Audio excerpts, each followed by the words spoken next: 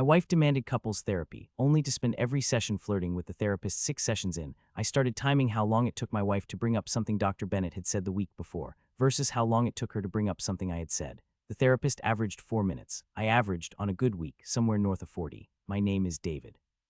I'm 37, I work as a senior actuarial analyst for an insurance firm downtown, and if there's one professional habit that bled into the rest of my life, it's this: I don't trust a conclusion until I've seen the underlying data hold up across enough samples to rule out coincidence.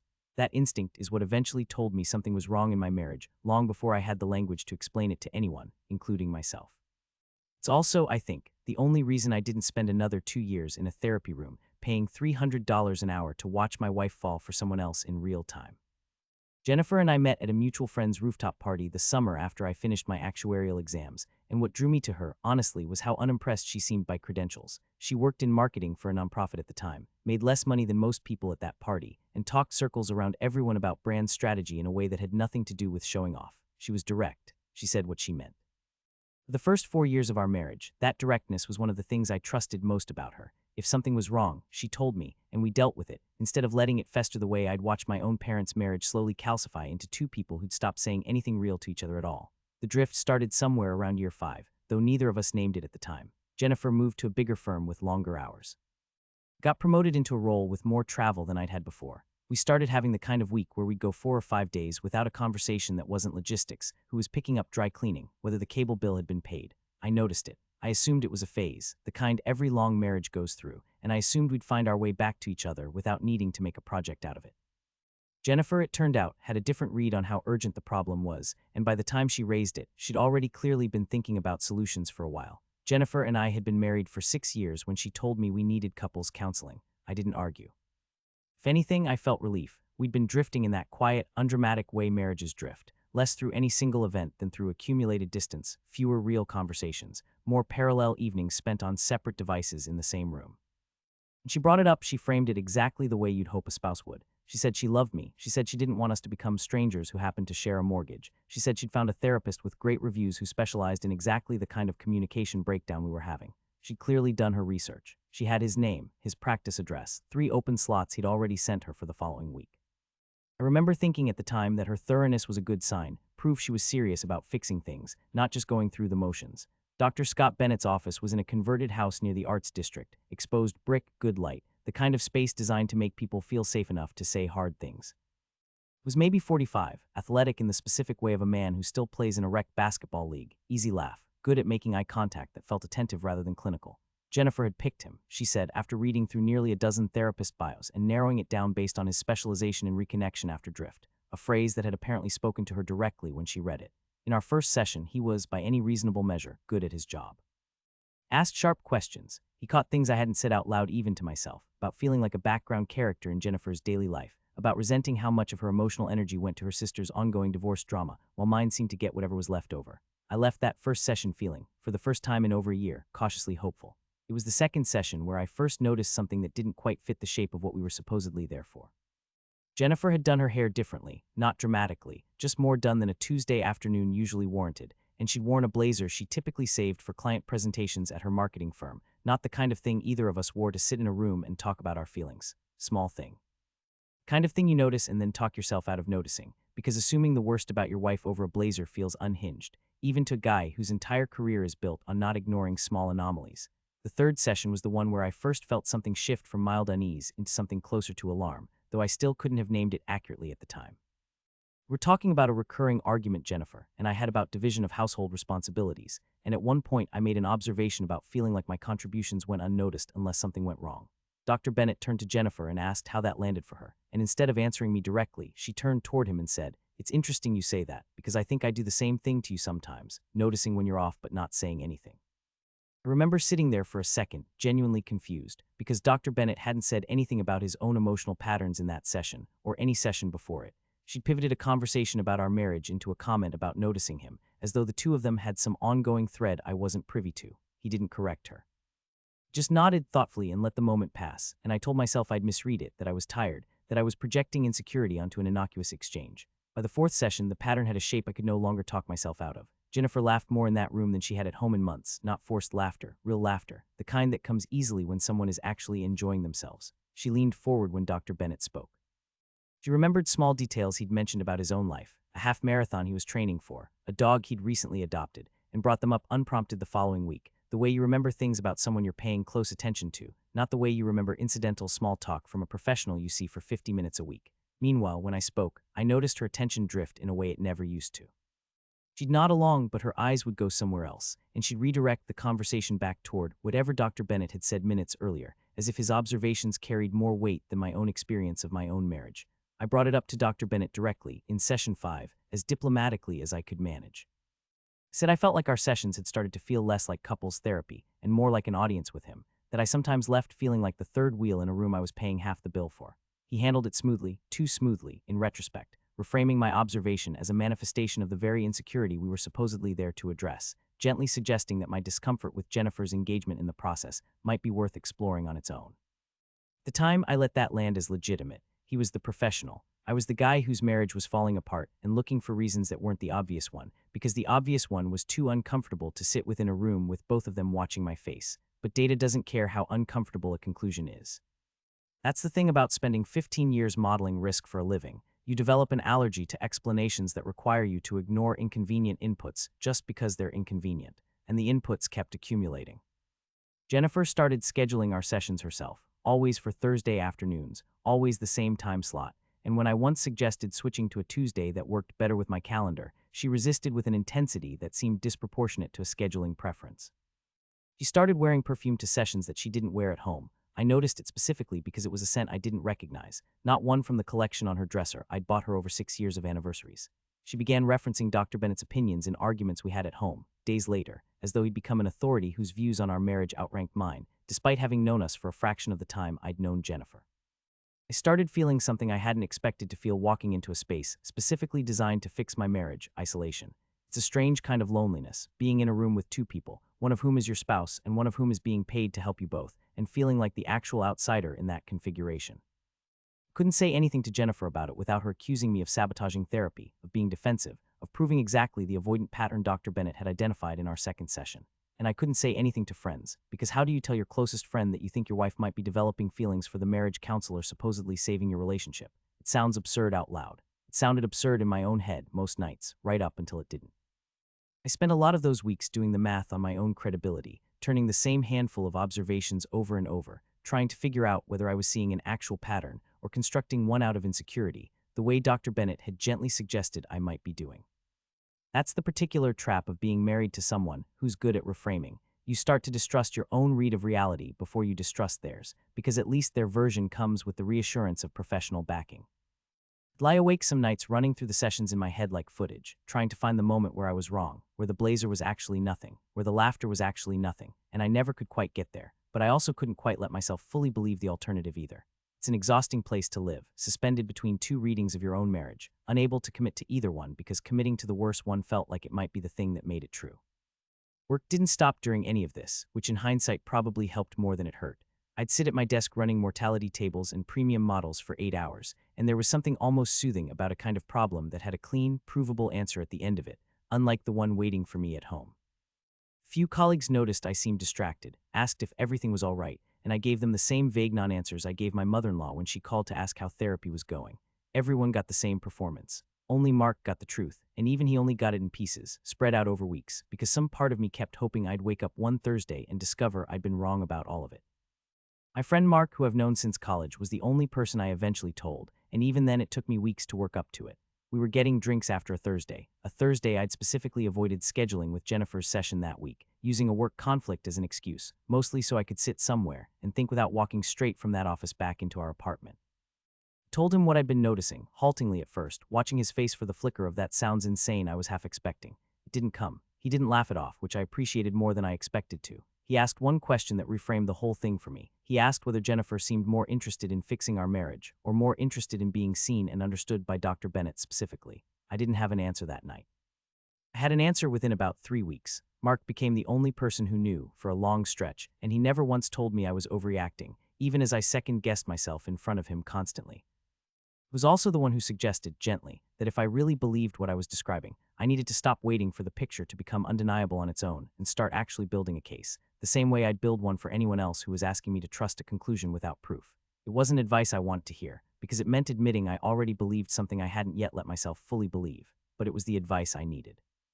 Once Mark named it, I stopped explaining away the pattern and started actually tracking it. The way I'd track any variable I suspected was skewing a model. I began paying closer attention to the timing of Jennifer's phone use. She'd started keeping her phone face down on the passenger seat during our drives to and from sessions, something she'd never done before, and she'd glance at it the second we hit a red light. I checked our shared cloud photo backup one evening, not proud of it, but past the point of caring about proud, and found a screenshot she'd taken of a text conversation, not the content, just a screenshot she must have meant to send someone and then deleted from her messages, but forgot lived on in the auto backup. Screenshot showed a text from a contact saved as SB Thurs 3 p.m., a name pattern that matched no one I knew except, unmistakably, Dr. Scott Bennett, and a booking time that matched no scheduling software, just a personal number. I didn't act on it immediately. I've learned in my line of work that a single data point proves nothing. It's the pattern across multiple independent sources that tells you whether you're looking at signal or noise. So I kept watching, quietly, methodically, the way you'd audit a suspicious account without tipping off the person you suspect of running it. Over the following 3 weeks, I built out a simple log on my personal laptop, something Jennifer never touched, dates of sessions down one column, her mood and appearance beforehand in the second, anything she said afterward that referenced Dr. Bennett specifically in the third. I wasn't proud of turning my own marriage into a spreadsheet. But it was the only way I knew how to separate what I could prove from what I was afraid of, and I needed that separation if I was ever going to trust my own judgment again. I noticed Jennifer had started going to a boutique gym 2 blocks from Dr. Bennett's office on Tuesday mornings, despite never having shown interest in fitness classes before, and that her supposed workout days lined up, more than once, with mornings I later confirmed, through a receipt for 2 coffees left in her car's cup holder, that she hadn't been alone. I found the receipt by accident, cleaning out her car before a mechanic appointment, and I sat in the driveway for a long time afterward just looking at it. 2 coffees, one of them the same complicated order Jennifer always got, the other one plain black, the way I'd once heard Dr. Bennett describe his own coffee order in an offhand comment during a session about caffeine and anxiety. The screenshot led me somewhere I hadn't expected. I looked up Dr. Scott Bennett's practice more carefully than I had before, beyond the reviews Jennifer had originally shown me, and found something buried 3 pages deep in a search. A state licensing board complaint filed against him 2 years earlier by a former client, alleging inappropriate personal contact outside of sessions.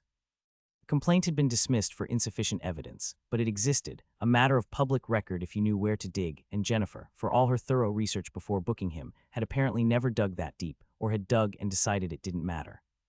I sat with that discovery for 2 full days before telling Mark, because it changed the shape of what I thought I was dealing with, not just a wife developing feelings for a man in a position of trust, but possibly a pattern the man himself had walked before, with someone else in the same office under the same professional cover. I printed it. I printed the screenshot. I compiled 6 weeks of the private log I'd started keeping, session dates, her behavioral shifts before and after, the perfume, the blazer, the boutique gym, the phone habits, the coffee receipt, laid out together on my kitchen table one Sunday afternoon while Jennifer was out. It stopped looking like a collection of small, deniable observations and started looking like exactly what it was. I decided not to confront her at home. I'd watched her over 6 sessions, become someone who could reframe any confrontation into evidence of my own inadequacy, aided by a professional who apparently had incentive, whether conscious or not, to keep that dynamic exactly as it was. I needed a setting where the evidence could speak without her being able to redirect the room's attention back onto my supposed defensiveness. Well, I did something that still surprises me when I think about it now, given how quiet and averse to confrontation I generally am. I booked our 7th session myself, told Jennifer I wanted us to really commit to the process this time, and spent the week before it organizing everything I had into a clear, calm sequence, the way I'd prepare a presentation for a room of underwriters who wouldn't accept a conclusion without seeing the model behind it. There was a night about a week before I booked the 7th session where I almost said something to Jennifer directly, at home, alone, without any of the evidence laid out yet. We were doing dishes, one of the few chores we still did together, and she mentioned offhand that Dr. Bennett had suggested she and I try a gratitude exercise before bed, something he'd apparently workshopped with her over a session I hadn't fully been present for, distracted at the time by a work call I'd taken in the parking lot. I asked, as casually as I could manage, how much she and Dr. Bennett talked outside of session time. She went very still for a second, then laughed it off, said of course they didn't, what a strange question, and asked if I was feeling insecure about the process again. I let it drop. I told myself I needed more than a feeling before I raised it again, and I went back to the dishes. And that was the night I decided the only way to ask that question and get a real answer was to already have the answer before I asked it. I chose the therapy room itself deliberately as the place to lay it out. Not because I wanted to humiliate Jennifer, though I won't pretend some small, tired part of me didn't want Dr. Bennett to feel the specific discomfort of being confronted in his own carefully designed safe space. Mostly, though, it was strategic. I knew if I brought this up at home, Jennifer would have Dr. Bennett's authority to lean on days later, in the next session, reshaping the story before I'd even finished feeling settled in my own version of events. Needed him in the room, unable to reframe it after the fact, forced to respond to the evidence in real time in front of the person he'd apparently grown far too comfortable with. We sat down. Dr. Bennett opened, as always, by asking how the week had gone. I said it had gone about as expected, and then I said I had something I wanted to bring into the session, something that had been affecting how safe I felt in the process. I laid the printed pages on the low table between the 3 chairs, the screenshot, the licensing complaint, the log of dates and behavioral shifts. I kept my voice level, the way I would in a work meeting, because I'd promised myself I wasn't going to give either of them an emotional outburst to redirect the conversation around. I walked through it in order, the way I'd walk a room of underwriters through a model. Session 2, the blazer and the hair. Session 3, the pivot where Jennifer had spoken about noticing him instead of me. Session 4 onward, the laughter, the remembered details about his half marathon and his dog, the boutique gym 2 blocks from his office, the coffee receipt, the screenshot with the personal number saved under initials and a session time instead of a name. I said I no longer believed this was couples therapy. I said I believed my wife had developed feelings for her therapist, that the therapist had, at minimum, allowed a boundary to blur that he was ethically required to maintain, and that I wasn't willing to keep paying for a room where I was the only one actually trying to save the marriage it was supposedly designed to help. Dr. Bennett's composure cracked in a way I hadn't seen from him across 6 sessions of careful, practiced calm. He reached for the licensing complaint printout first, which told me more than anything he could have said. His hands weren't quite steady as he read it, and for a long moment he didn't say anything at all, just sat there with the paper in his lap while Jennifer looked between the two of us, waiting for him to say it wasn't true. He didn't say that. What he said, eventually, careful and clinical, was that he thought it would be important to pause and examine what's coming up for everyone right now. The exact kind of therapeutic deflection I'd watched him use for 6 sessions, except this time it landed as exactly what it was. A stall, a man buying himself time to figure out how much of this he could still control. Jennifer went pale, then defensive, then within about 90 seconds, into tears that felt less like guilt and more like the specific panic of watching 2 separate compartments of a life collide without warning. She said the texts were nothing, that Dr. Bennett had simply given her his personal number in case of a crisis between sessions, a professional courtesy. Dr. Bennett, to his credit or perhaps just his self-preservation, didn't back that version up with much conviction. He said carefully that he thought it would be appropriate to end the therapeutic relationship given what had been raised, and that he'd need to consult his own supervisor about next steps. I remember watching him say that and thinking it was the first fully honest sentence he'd spoken in that room in 6 weeks. I left that session and didn't go back. What happened over the following weeks wasn't quiet. Jennifer's sister, the one whose divorce had eaten up so much of Jennifer's emotional bandwidth over the previous year, found out about the licensing complaint from Jennifer herself in a moment of what I can only describe as guilty oversharing. And rather than sympathy, Jennifer got a hard, clear-eyed lecture about patterns repeating, given that her sister's own marriage had ended over something disturbingly similar. Jennifer's mother, when she found out, was less diplomatic still. I wasn't in the room for that conversation, but Jennifer told me about it, weeks later, in a tone that suggested she hadn't expected her own mother to take my side as unequivocally as she did. Word moved through Jennifer's firm too, though not through anything I did. Dr. Bennett's practice apparently sent a notice to several current clients about a restructuring of services, which 2 of Jennifer's coworkers who'd also been seeing him for unrelated reasons noticed and started asking questions about. One of them, a woman Jennifer had known for years, called her directly to ask if she knew anything, and Jennifer, cornered, ended up telling a version of the story that was messier and less flattering than the one she'd been telling her family. By the time it settled, most of the people in Jennifer's immediate circle knew some version of what had happened, and very few of them landed on her side of it. I filed a complaint with the state licensing board myself, attaching the earlier dismissed case as context, along with the screenshot and the pattern of session-adjacent contact I'd documented. I don't know even now what came of it beyond an acknowledgement letter I received 2 months later. I stopped checking. It wasn't really about the outcome for me by that point. It was about making sure the next husband or wife who walked into that office looking for help wasn't walking into the same blurred room Jennifer and I had. Jennifer and I separated 4 months after that session. We tried briefly to work things out on our own, without a third party in the room. 2 conversations, both honest, both exhausting, both ultimately confirming that whatever had eroded between us hadn't started with Dr. Bennett, even if he'd been the accelerant that made it impossible to ignore. She told me in the second of those conversations that she hadn't set out to develop feelings for him, that it had crept up on her in the specific way attention creeps up on someone who's felt unseen for a long time, and that she understood if I couldn't come back from it. I told her I appreciated the honesty, 6 months too late as it was. She asked near the end of that conversation whether I could have handled it differently, whether the confrontation had to happen in front of him, whether a quieter version at home might have given us a better chance. I told her I didn't think so. I told her that every private conversation we'd had in the 2 years before therapy had ended the same way, with her reframing my concerns until I doubted them myself, and I wasn't willing to walk into one more room where that could happen again. It's been 8 months since that session in the converted house near the Arts District. I don't know what happened to Dr. Bennett's practice, and I've made a point of not checking. I do know that I run my life now the way I run my models. I don't accept a conclusion just because it's the comfortable one, and I don't wait for a pattern to prove itself 6 more times once I've already seen it hold across enough data points to trust it. It's been 8 months since that session in the converted house near the Arts District. I don't know what happened to Dr. Bennett's practice, and I've made a point of not checking. I moved into a rental across town, small, plain, nothing like the life Jennifer and I had built together, but mine in a way that felt strangely stabilizing after a year of doubting my own read on reality. I started running again, something I'd let go of years earlier, mostly because it gave my mind somewhere to go that wasn't circling the same 6 sessions over and over. My sister came to visit that first month and asked, gently, why I hadn't told anyone in the family what was actually going on until it was already over. I told her the truth that I hadn't trusted my own version of events enough to say it out loud until I could back every word of it up with something she couldn't argue with. She said that sounded exhausting. I told her it was, but it was also the only way I knew how to be believed, including by myself. Mark asked me once whether I regretted laying it all out in the therapy room instead of somewhere private. I told him no. I told him that room was the one place neither of them could talk their way out of what the evidence showed, because I'd built the case exactly the way I'd have built it for anyone else, patiently, quietly, and only once I was certain it would hold.